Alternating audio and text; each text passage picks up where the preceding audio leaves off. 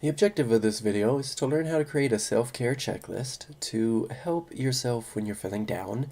And before I say anything else, this is not a professional opinion. I'm a professor of computer information systems, networking. My credential says STEM and information technology, so this is out of the realm of my expertise. But as a person who has struggled in life after all these years of living, after teaching for 11 years now, I just worry about my students, want to give them another resource to watch or go to make themselves feel better. I, of course, always encourage them to see the counselors or some professional if things really seem bad. But the point is, this video will just hopefully positively give everyone a lot of resources to use, a lot of ideas to use to live their best life. First, you gotta eat regularly. A lot of different ways you can do that, whether you're setting reminders on your phone, whether you're writing down and planning your meals is a really good idea. You can itemize the healthy foods you need and then try to check those off each day. So, like, use your phone for positive things here, not negative things. And actually, the picture of the stones over here I think is a pretty good idea.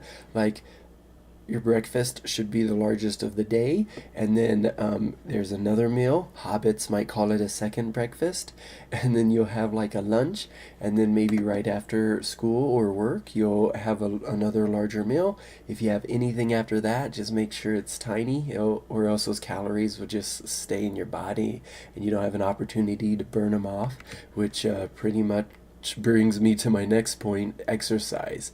Very important. So going back to the checklist idea, I mean, this whole video is about creating a self-care checklist. For me, I have a checklist of exercises I try to get done each day, and it's okay to do a little bit. A little bit can go a long ways, and more importantly than anything, consistency will go the farthest or furthest. As you can tell, I'm not a grammar teacher. I don't know which one of those words is the right one, but the point is a little bit of yoga, a little bit of push-ups for me, squats, even running in place while watching TV is better than just doing nothing at all. Now, I have a gym membership. I suggest everybody has one of those as well if you can afford it. They are expensive, but it's a part of the little psychological trick I play on myself. If I'm paying for it, I'm more inclined to actually use it, or else I'll get frustrated that I'm wasting my own money. So often life is all about tricking yourself into doing things that are good for you. So here's another trick. Get yourself one of these fitness trackers. This one is mine. I've really loved this, but I started with a Fitbit, and that was very motivational to get that going every single day to hit my step goal. And for people who care about fashion, you can get a more fashionable one than this. And I like this one because my text messages come directly to this. I don't suggest you send your emails to your smartwatch, because part of self-care is also separating yourself from work and school. When you focus on those things, you can go ahead and focus on those. Not have your day chopped up by a million little interruptions that are often not even related to each other. So far I've talked about expensive things. Healthy food does seem to be more expensive. But the nice thing, especially if you go with this carnivore kind of diet, the nice thing is you're supposed to eat less, so you spend less, so it's not as expensive as a lot of people might think. Smartwatch right here, this one I think I paid $70 for. You can spend more. Yeah, these are investments into yourself. The gym membership I mentioned, again, investing in yourself, and this is the one investment with a for sure positive payoff. So what's next? You might want to pay for this app, but there's definitely a free one. I use this app called Dailyo as my checklist. Now this is just a breakdown of all the things the app does. It'll give you monthly information. I think the primary target audience for this app is people who are trying to analyze their moods, and then based on certain activities alter their moods that way. And that's definitely what I started off using this app for, but eventually I just used it as a great checklist thing. So every day when I add my entry, I don't even pay attention to the moods, good, awful, whatever. I actually just mix it up because of the colors. I like the different colors. But what I'm doing is actually clicking off, and this one isn't mine. This is just what I found on the internet. But as you can see here, these are maybe goals or things that the person could click, and it makes a nice little dark color when you click it. These might be the goals of this particular person, and they're called activities. Interestingly, you can add notes right there, add a note, and you just talk about things that had happened in your day. When we go to my actual checklist, I'll show you what I have. Well, most of it, that is. And you don't need to feel inclined to use any one particular type of activity or to even journal. That's one of the things I'm about to tell you. I journal, but not right here. I use a keyboard so I can type faster. Some of you young people may be typing faster on your smartphones than I can. So the point is, you can choose whatever activity you want, even put negative ones on there so you can maybe track how many times a day or week or month you are doing a particular negative thing that maybe you don't want to do anymore. A good example might be food. So you could put certain types of foods on there that you want to eat and maybe a couple bad ones, and then that way you can really see how it's balancing out. On my list, I have a protein item and a veggies item. And there's a lot of different diets out there that you could choose from, and I've tried a few of them. I've tried straight vegetarian, I've tried a keto diet. In the end, right now, I'm just kind of doing my own diet where I just want meat and veggies in my life and as little sugar as possible. So let's take a look at what I actually have on my list. And I'm not going to show all of them to you because some of them are personal, and I encourage you to put some silly ones in. And by silly, I mean things that you just want to achieve on the daily. And no one's going to see this list, so you can put whatever you would like on the list. Okay, so back to mine here. The first one is my step counter. So wearing that watch, I want to make sure I get my steps each day. I try to do this code kata each day. So every single day, make sure I'm coding just a little bit. Right now, I'm really trying to master Python after spending years in JavaScript. Quiet reading is nice. I used to do a lot more of that when I was younger, before smartphones, and so I try to get that going. To tell you the truth, it really helps me fall asleep at night. So usually that's something I do right before bed, and then in the next day when I wake up, I check it off on the checklist. So it's kind of like an ongoing think about the night before type of thing. How about this? I put good deed or compliment. It's very good to make sure other people know positive things about themselves. So that's just part of my regimen.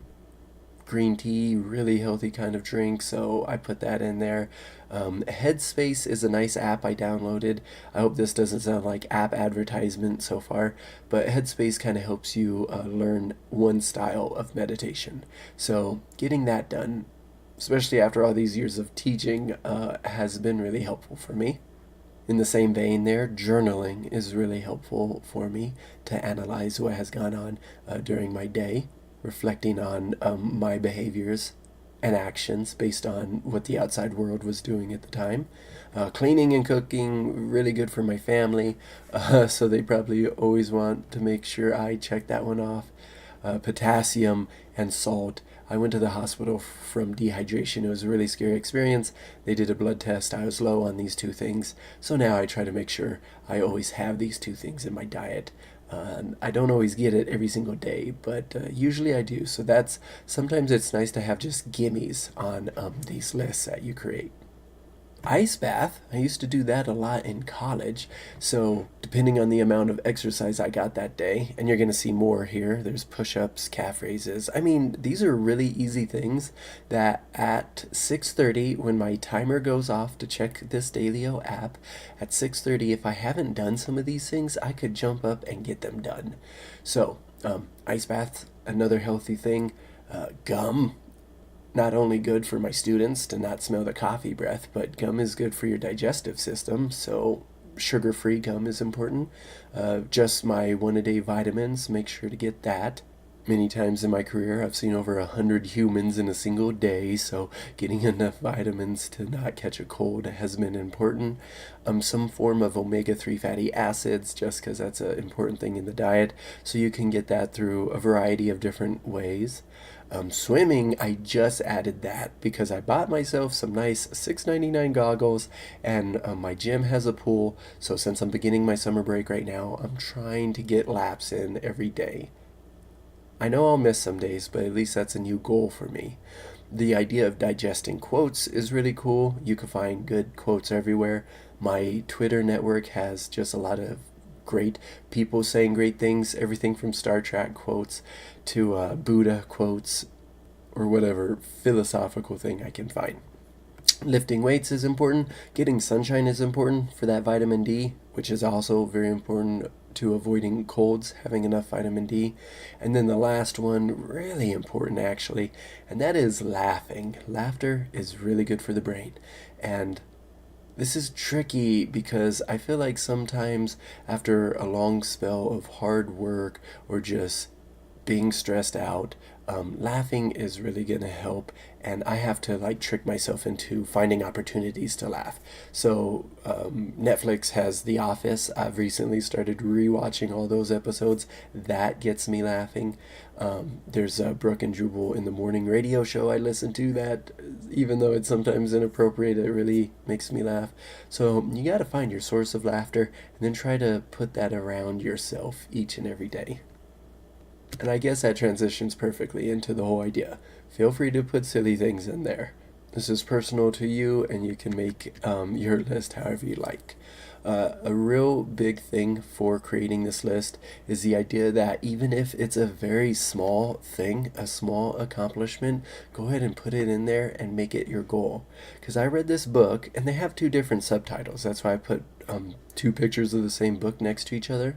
I read this book, and it is really helpful in raising my own happiness, and they said some just really good things to follow. So how about that? How to find your groove at home and work, how to accomplish more by doing less. I think that book achieved both those things. Now, before I end here, I should really encourage you to make sure you're getting enough sleep. In this day and age, with all the blue light around and the cell phones, sometimes this can be hard. For me, boredom was key. I mean, everything from drinking warm milk to watching some really boring television helped me get to sleep. And then once you get in a routine, like falling asleep at the exact same time every single night, your body will do that naturally, and it becomes less of a problem. And fun fact I read, high achievers actually sleep more than average people. That might be counterintuitive to what you think, but some of the most successful people are sleeping more than average people. So like, don't try to avoid sleep because you want to be more productive or accomplish more in life. Get more sleep so you can be more productive when you are awake. Oh, here's some more suggestions on how to fall asleep.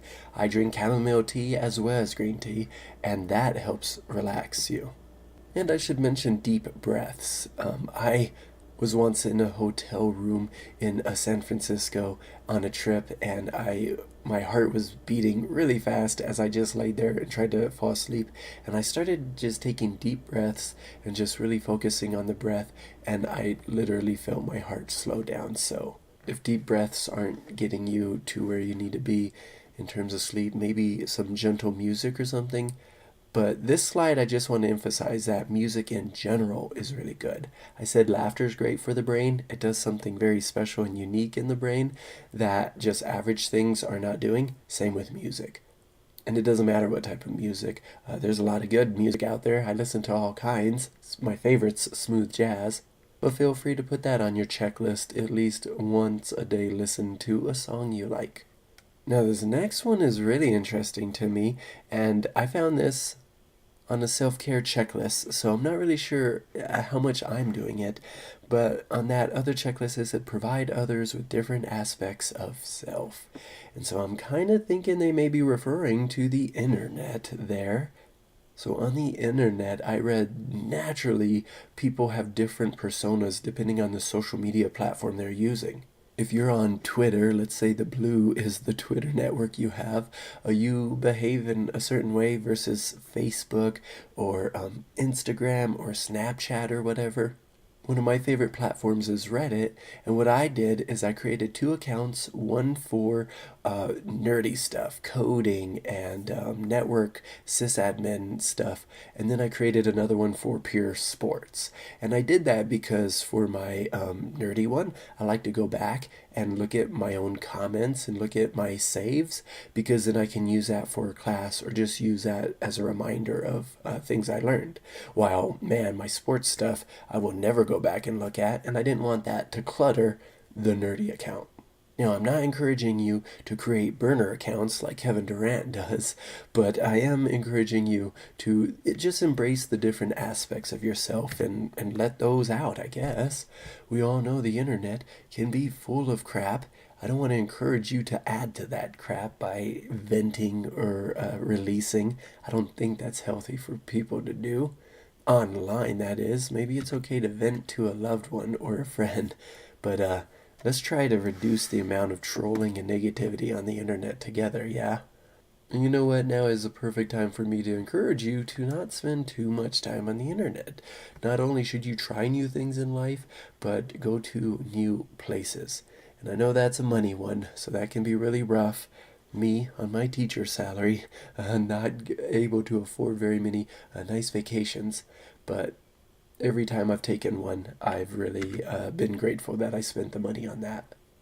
Here's another one that I feel a little awkward about. I don't know if I do this much, but I still feel fine about myself. But self affirmations and praise, what I focus on is counting my blessings. And so, therefore, maybe because of my self, I have created an environment where I have so many blessings. And so if I'm feeling down, I just go ahead and think about all of those. And I literally count them or even write them down just to help myself get through a downtime, I guess you could say. So I just mentioned writing things down. I just want to again encourage you to read and read books. I really like them.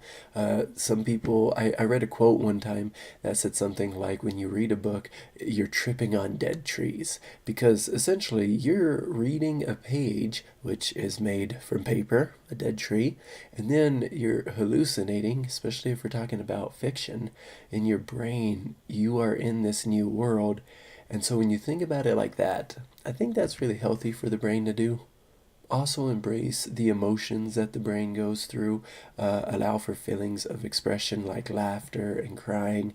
I talked a lot about laughter, but crying is actually healthy too. I know a lot of tough guys out there don't like to cry in front of others. I don't think there's not anything wrong with not wanting to cry in front of others. I myself, not trying to cry in front of anyone, but once in a while, really, anytime I watch a Will Smith movie, I find myself in tears. And 7 Pounds, one of my favorite. If you watch Pursuit of Happiness, that'll get you teary eyed.